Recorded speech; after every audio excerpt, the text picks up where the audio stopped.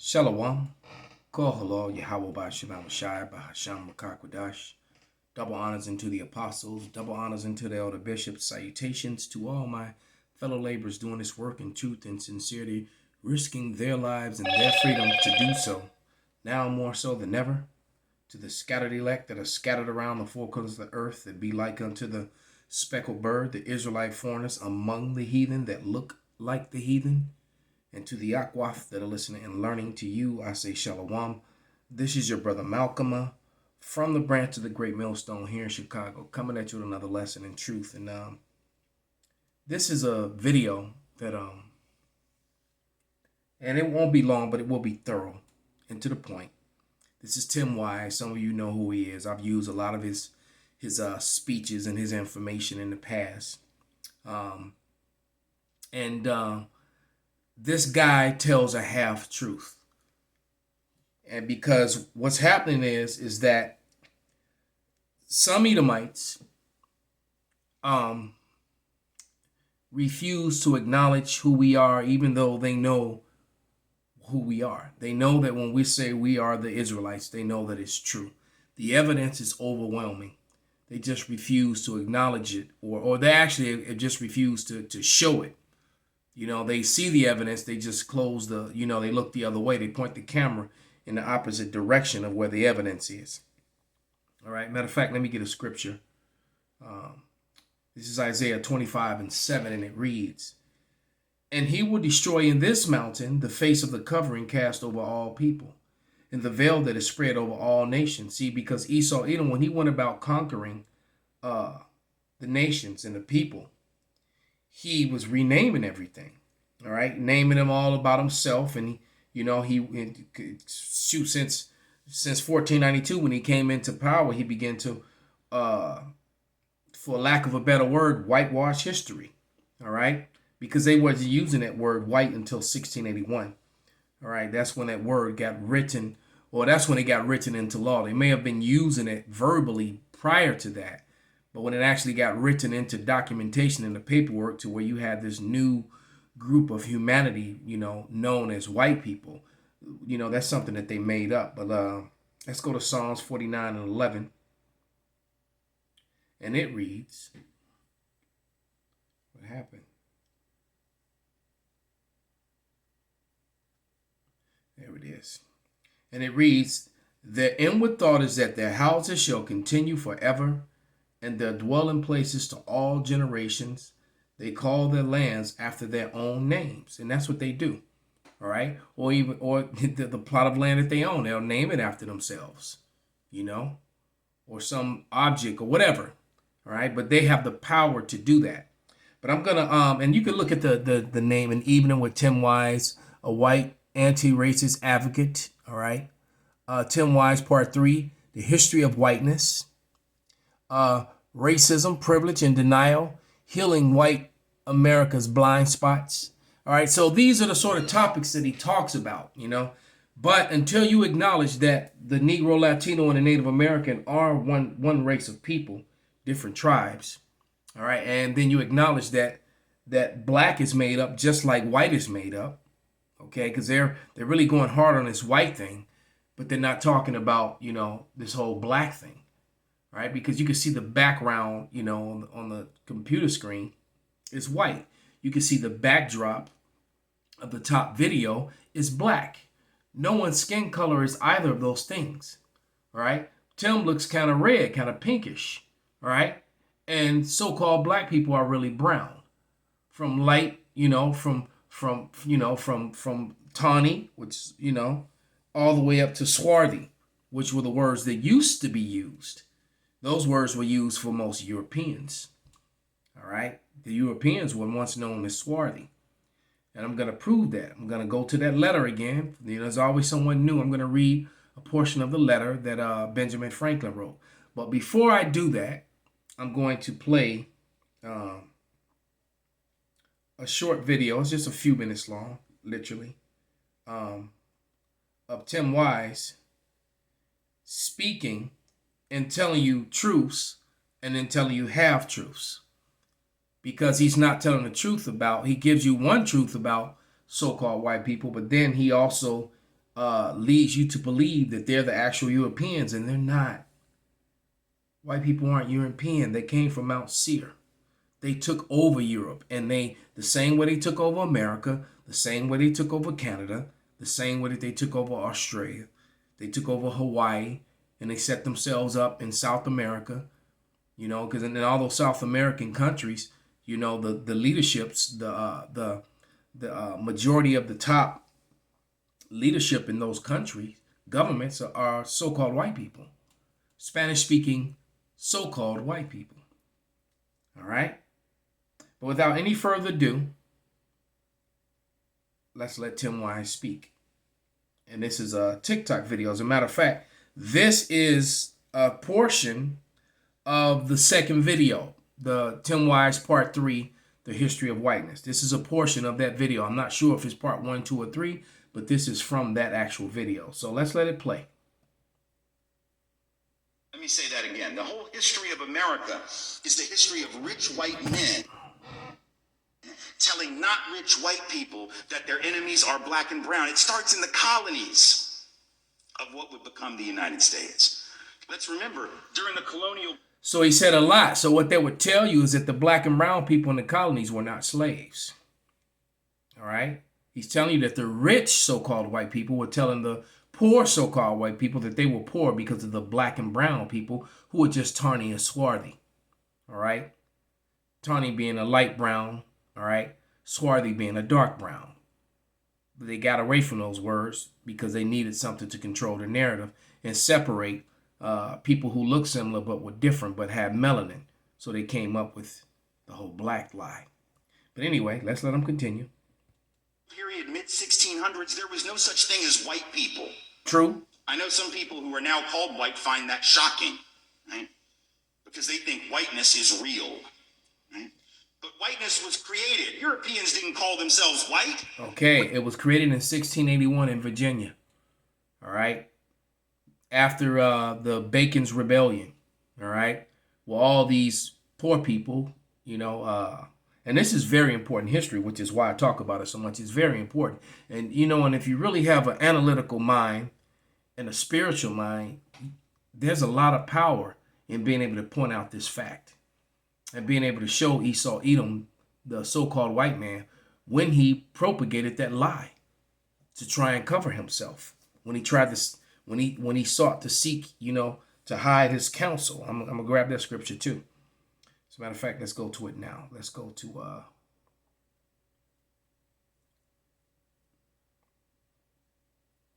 think this is Isaiah 29:15.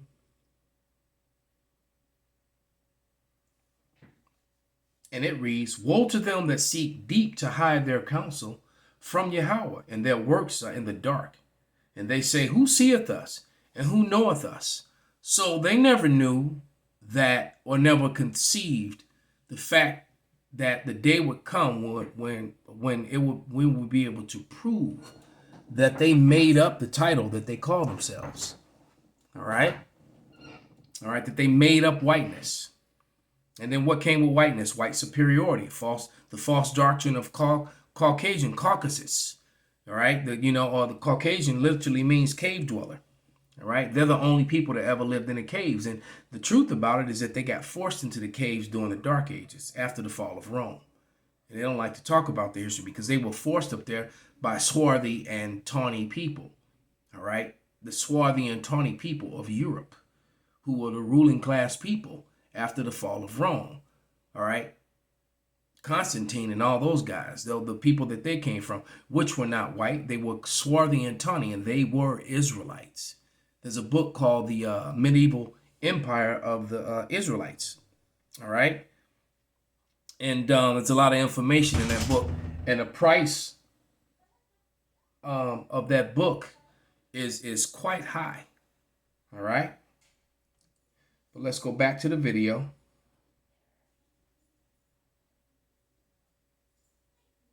Let me say that again. The whole history of America. The hell?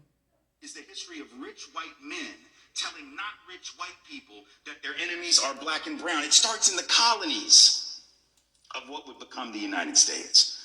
Let's remember, during the colonial period, mid 1600s, there was no such thing as white people.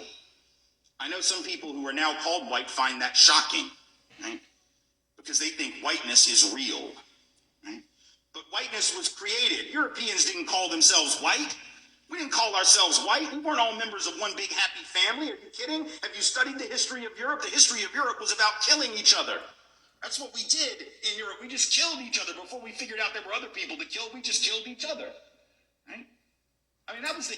What was happening over there is a couple things. The Negroes, the Israelites, who were the Moors, who were the Scots, the Irish, the Brits, they were infighting. They were just like they do today with this gangbanging bullshit. King James brought them all together. All right? This is history. You can go and research. I've done books on this. All right? By the time the King James grandson, Charles II, was in power, there was a man on the scene in the early 1600s, late 1500s going into the 1600s, by Cromwell. If was it Oliver Cromwell? Yeah, it was. And then he had a brother. So you had this Cromwell guy. And what they were doing was they were going through and exterminating, killing, and removing all the Israelite brown melanated people, the swarthy and tawny people, from out of Scotland, Ireland. All right, the ones who actually built the castles. That's why you never, even though Europeans were still in Europe, so called, all right, you never saw those type of castles built again after, because whenever a people change after the Renaissance, the building was different. So anytime there's a different people, there's a different type of building construction. All right, because the Israelites built things with unhewn stones, and the Edomites, being masons and stonemasons, they carved and cut their stones, and the Israelites were able to build things with unhewn stones and still make them work, and they still stand to this day. All right, that was the duty of Cromwell, and that's what he was doing. He was removing the so-called Negroes, and the coats of arms and the relics of these people that I'm speaking about are still around today. So this is undeniable truth, all right, which can't be refuted, and they can't cover it up anymore. All right. Later on, then you had, earlier you had the Michelangelo and Leonardo da Vinci. They were also when the Edomites, when the so-called white people who weren't called white yet came back into power, they immediately began iconoclasm, destroying the icons, hiding the icons, and repainting biblical images and historical images and painting them in the likeness of themselves. All right, we'll get that scripture too. Okay, so that is what was going on. History of Europe, the English hated the Irish, right? Northern Italians didn't even think that Southern Italians were Italians. And that's because the Southern Italians were spawned from Moors. All right. They were, and the Moors were Israelites who converted onto Islam. The Moors ruled Portugal and Spain for 700 years. All right. And they also went into southern Italy, and they basically killed everything that pissed up against the tree, same as King David did. All right. And they impregnated all the women for generations. Okay? That's actual history. Hence the reason why, Sicilians aren't too loved by the rest of the Italians for that reason. The Germans hated everybody, and everybody hated their ass right back, right? There was no team called white, no race called white, but all of a sudden, in the middle of the 1600s, there was. Why? Why was it suddenly necessary to create this thing called the white race? Well, because rich people can count. That's why. And the rich people were the JOOs, the ones who were controlling the money. So he's just being politically correct. And so am I, without actually saying it, but saying it. The JOOs. Write it down and sound it out. Rich folks looked around, the ones that owned all the land, in the colonies, the colonial elite looked around, and they realized something, that they were heavily outnumbered by African enslaved folks, by European indentured servants. And see, there's that lie, throwing that African in there, not wanting to acknowledge the fact that these people are the Israelites. So as he's defending racism, he's also being racist. You see that? above a slave, or other Europeans who weren't technically indentured servants, but they were still peasants, didn't have any money, didn't have any land, and they could do the math. They added it up and they were like, damn, we got to figure out a way to split these folks apart from one another, or they're going to rise up and take our stuff, right? Because after a while, these black folks who were enslaved Africans and these quote unquote white folks who were poor Europeans are going to figure out they're all getting played by these rich people. Right? So ultimately, the rich figure out they got to come up with some way to get somebody in that group on their team. The easiest thing is to get the poor Europeans, right? Because at least they look like you. They sort of share some of the customs and the culture. So they all of a sudden create this thing called whiteness, and they say, now you're part of the club. Now we're going to let you testify in court, enter into contracts, vote, at least if you're a man, own a little bit of land, at least if you're a man, right? And we're going to get rid of indentured servitude. No more of that, because you're too good for that. And we're going to take the white men, now called white men, and put them on the slave patrol to keep black people in line. Now he just skipped over a whole lot of stuff, because the reason why these white men were given those laws, everything, I mean, all those things that he gave them, they took away. There's laws written, they took them away from the Tawnies and the Swarthies, showing you that everybody that was so-called black wasn't a slave. Everybody that was Tawny wasn't a so-called slave. So the native men, who a lot of them got reclassified as Negro, a lot of the Chinese, all right, and a lot of the Moors, all right, who were already here in America, their rights to vote, their rights to own firearms, these miscegenation laws that they created even prevented white women from marrying these colored men, which he left all this out that I'm sharing with you. You can go look it up and research it for yourself. You can research Theodore Allen's the historian Theodore Allen, and you can go look up the works and Dr. Jacqueline Battalore, and what's the other ones? I can't remember her name right now. Her name leaves me, but Dr. Jacqueline Battalore, you can go look up her information as well. So he left out a lot as he's telling you a lot. All right, so he's being very careful when choosing his words. So I've come to the conclusion that Tim Wise is really full of shit, and there's an agenda behind this. All right, there's an agenda behind this, that we're going to give you equality as long as you remain black and African and not an Israelite. Give them a horse and a gun and a badge and make them feel big and powerful. Yeah, because part of those laws too is that because it turns out when you look up the research of Jacqueline Battalore and Theodore Allen, the white women were marrying the Swarthy and the dark men. They were marrying the Tawny man. So they put those laws into place to prevent that from happening, and making the white women that would do this inherit the status of an indentured servant, or their children would become slaves. All right, if they married, because what were they doing? They were rounding up all the free blacks, and they were putting them into chains and turning them into slaves. All right, then the slave patrols were rolling even through the colonies, and what were they there for? It wasn't supposed to be any slavery in the colonies, because all the slavery was down south. All right, right? Wrong. Slave boats were coming to the north too. All right, and a lot of the free ones that were up there, they were now getting that status taken away from them. You can look at the movie 12 Years a Slave to see that. Mr. Northrup was a freedman. So there were thousands and thousands of freedmen, all right, who were not slaves. Some of those freedmen even owned slaves. So he left out a lot of history, okay? While telling you history, he's still lying about it. He's giving you portions of truth. And the truth of the matter is that a degree of truth, all right, some truth is not really the truth. Right? They're still poor. They still don't have anything. They didn't pay the slave patrol well, right? Just exploited them, used them as a buffer between the elite and the other poor folks, particularly poor folks of color. And pretty soon the rebellions that occasionally happened where black and white... Yeah, the so-called black and whites got together and rebelled against the wealthy, but then that's when they created this whiteness thing. All right? And what came with that? Well, like I told you, the right to women, to white women, and exclusively the right to vote, first of the line privileges, all right, and things of that nature.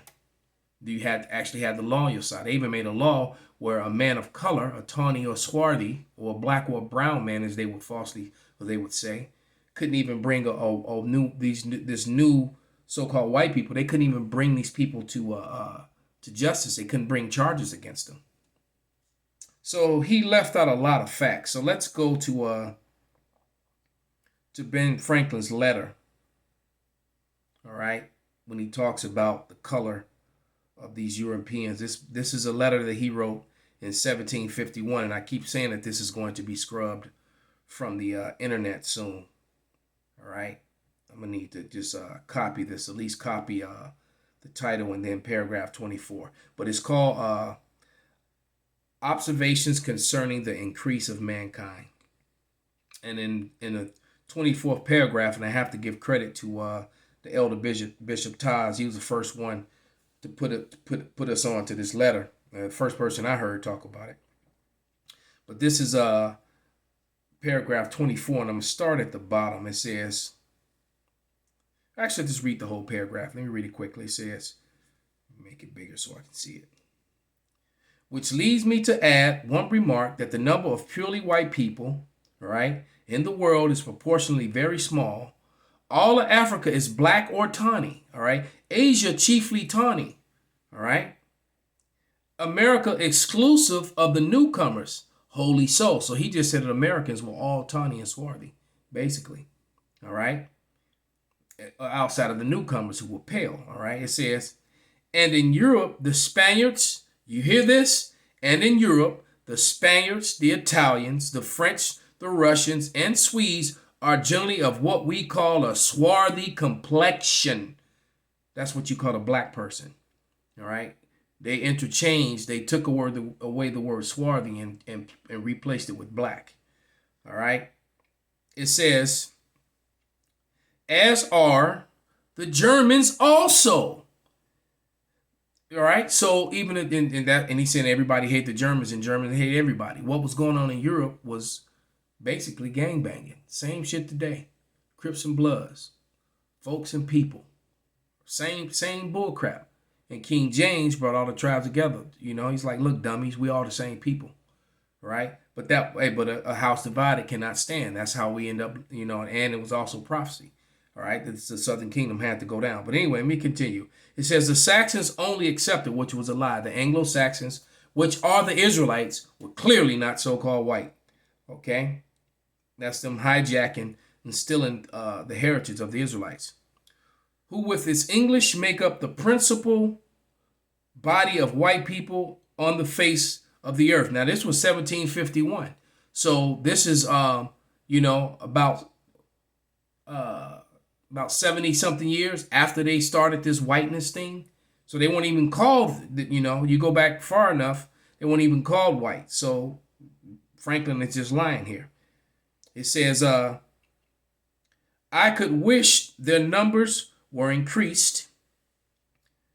And while we are all, as I may call it, scouring our planet by clearing America of wood, so they're destroying America, cutting down all the trees, that's in the scriptures.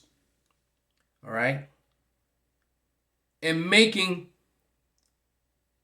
this side of our globe reflect the brighter light to eyes of inhabitants in Mars, all right, or in Venus, to show you that they weren't really Christians. They were worshiping paganism by pretending to be Christians the whole time. Why should we, in the sight of superior beings, darken its people? Why increase the sons of Africa, so they're trying to put that African thing on the Israelites that were here in America, by planting them in America, where we have so fair opportunity, because he's complaining about the Germans that were coming over, and the Germans weren't white at this time, all right?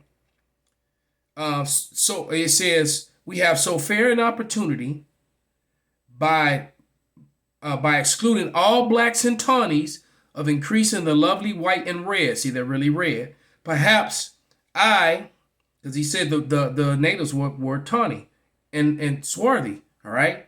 I am partial to the complexion of my country, for such a partiality is natural